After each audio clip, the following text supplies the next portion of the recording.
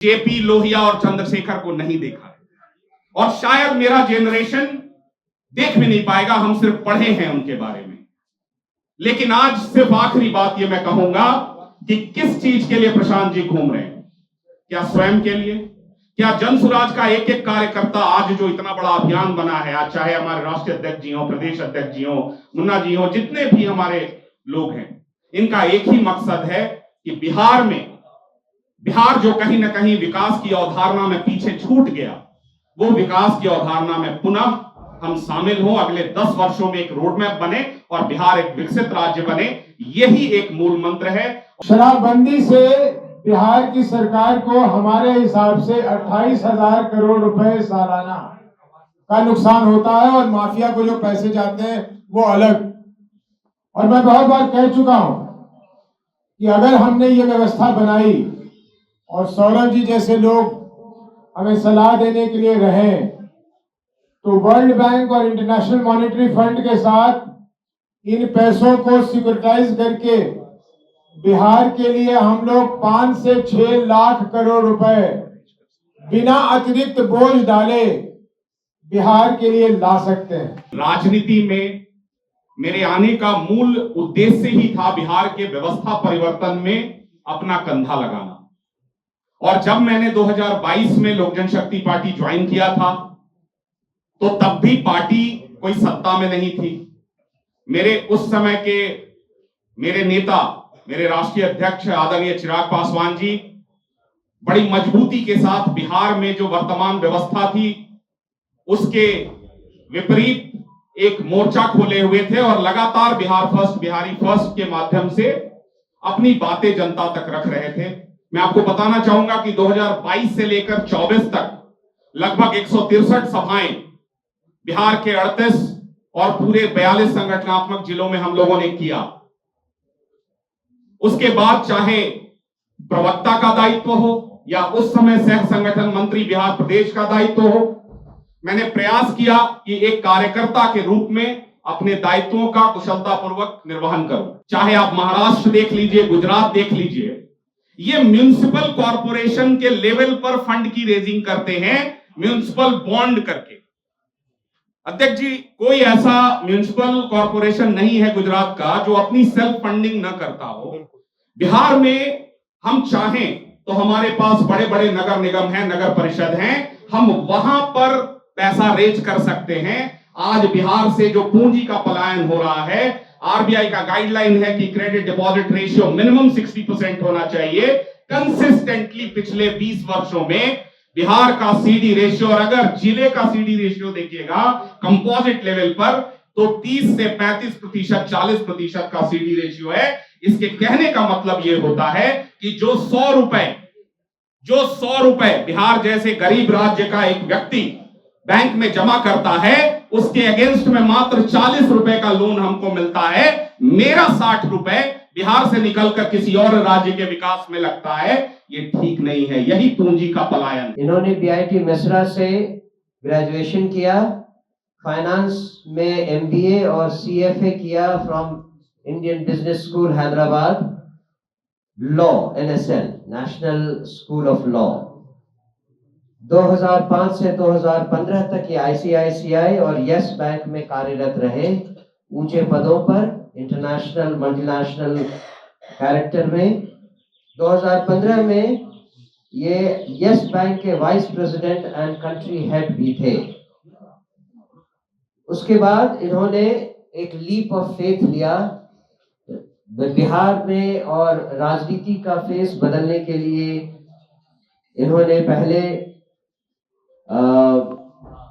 लोक जनशक्ति पार्टी के साथ जुड़े, वहां पे वो प्रवक्ता के रूप में रहे और फिर सह प्रभारी संगठन का दायित्व भी संभाला। बिहार के निर्माण में बच्चों का भविष्य कैसे सुधरे, उस अभियान में जुड़े हैं। इस परिवार में उनका स्वागत है। 1950 में भी देश का जो प्रति व्यक्ति आय, औसत प्रति व्यक्ति आय था, वो बिहार के प्रति व्यक्ति आय का लगभग 20% था। एंड कट टू 90 अगर आ जाएं तो लगभग 1% था 1995 में 5 साल के शासन के बाद। और 2025 में भी जब हम बात कर रहे हैं तो देश के पर कैपिटा इनकम का, बिहार के per capita income almost 30 to 33% ही है, यानी बिहार मूव नहीं कर रहा है।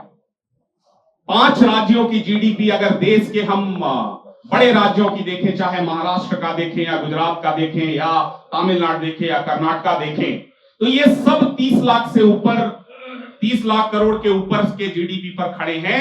बिहार 13 करोड़ पॉपुलेशन के साथ अभी भी 10 लाख और 11 लाख करोड़ की जीडीपी पर हम खड़े हैं।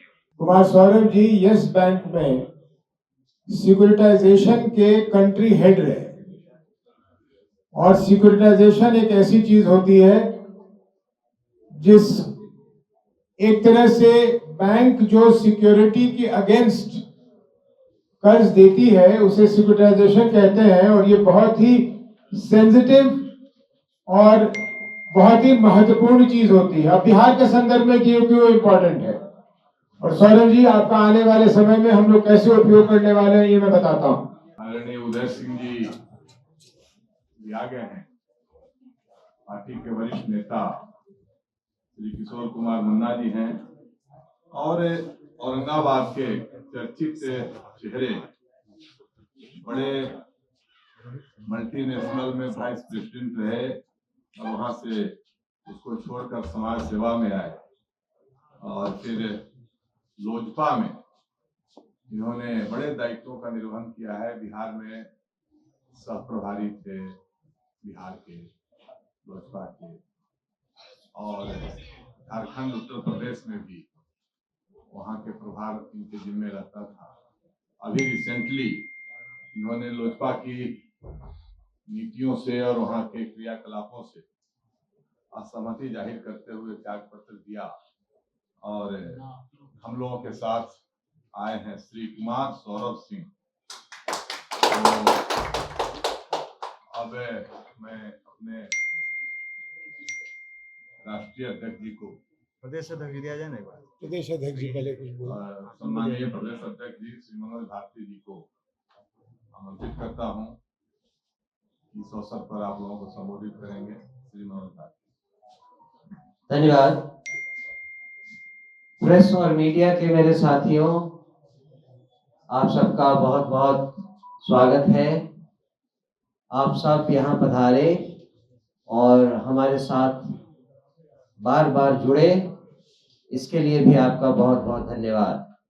पिछले कई दिनों में आपने कई बार देखा हमने आपको कष्ट दिया है, क्योंकि हमारा कुनबा बड़ा होता जा रहा है, और उस कुनबे में एक जो नया हीरा शामिल हुआ है उसके बारे में कुछ बातें आपसे कही गई हैं।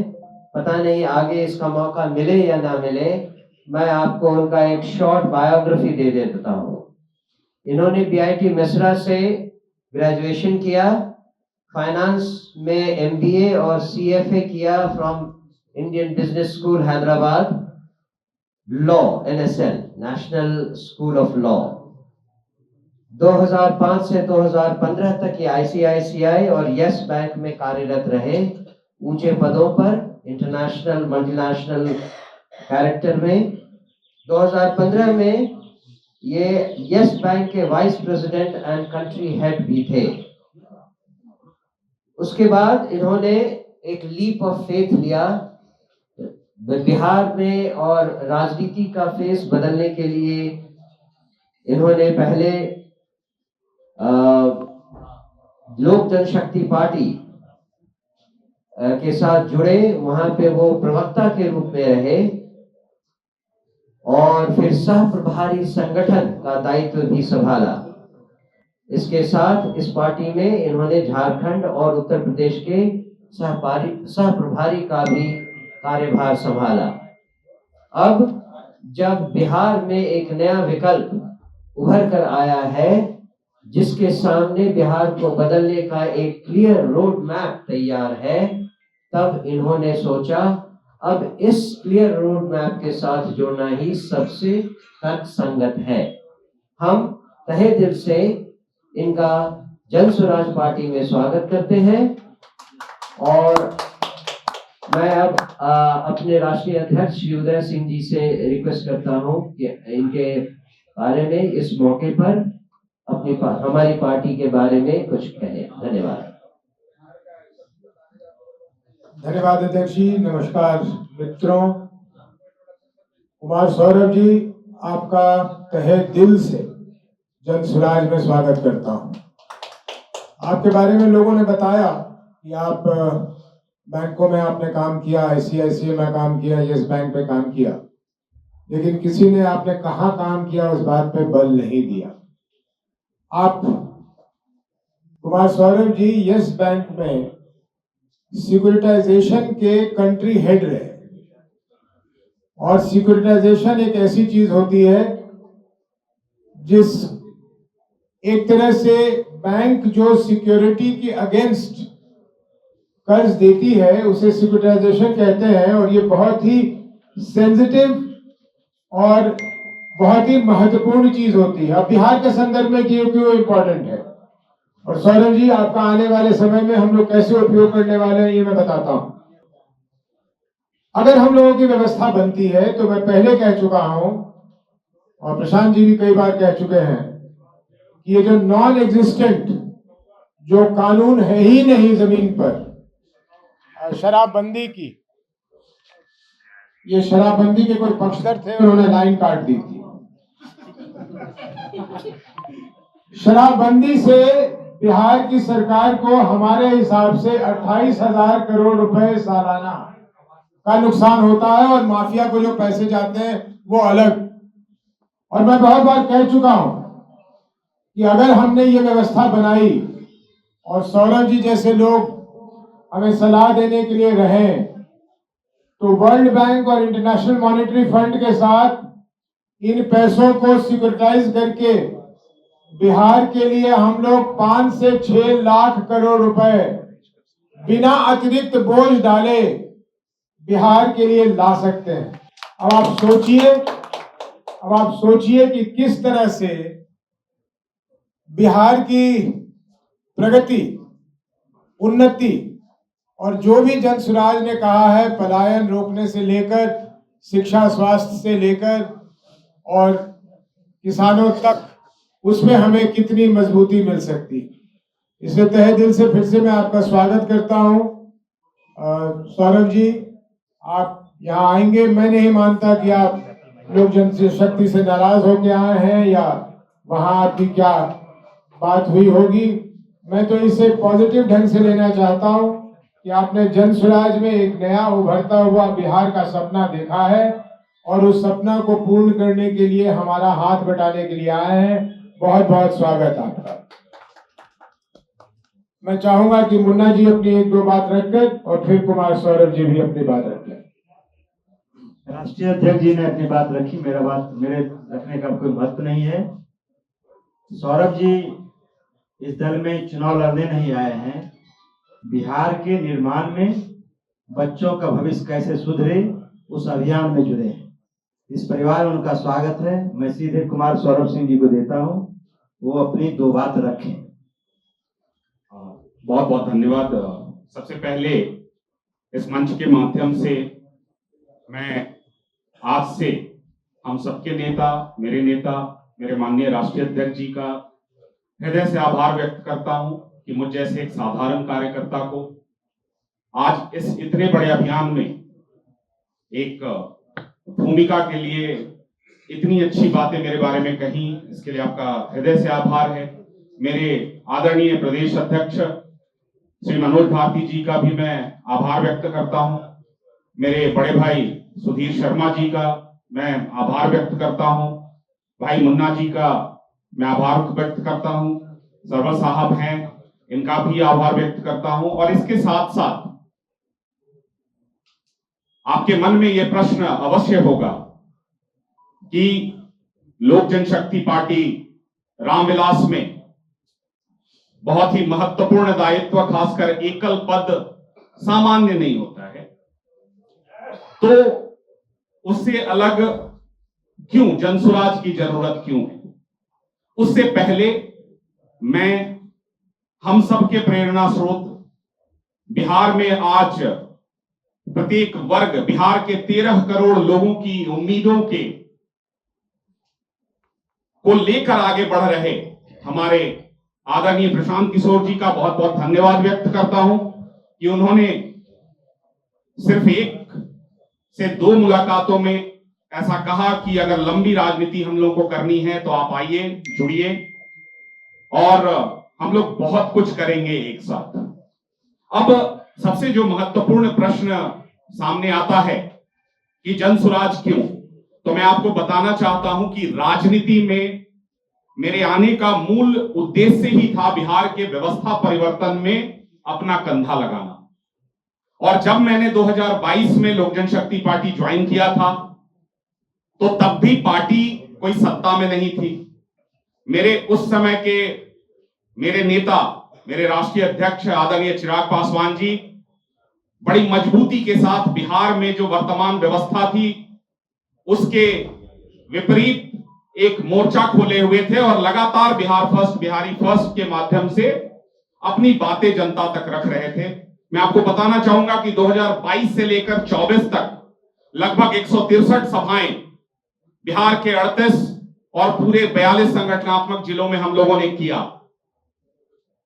उसके बाद चाहे प्रवक्ता का दायित्व हो या उस समय सह संगठन मंत्री बिहार प्रदेश का दायित्व हो, मैंने प्रयास किया कि एक कार्यकर्ता के रूप में अपने दायित्वों का कुशलतापूर्वक निर्वहन करूं।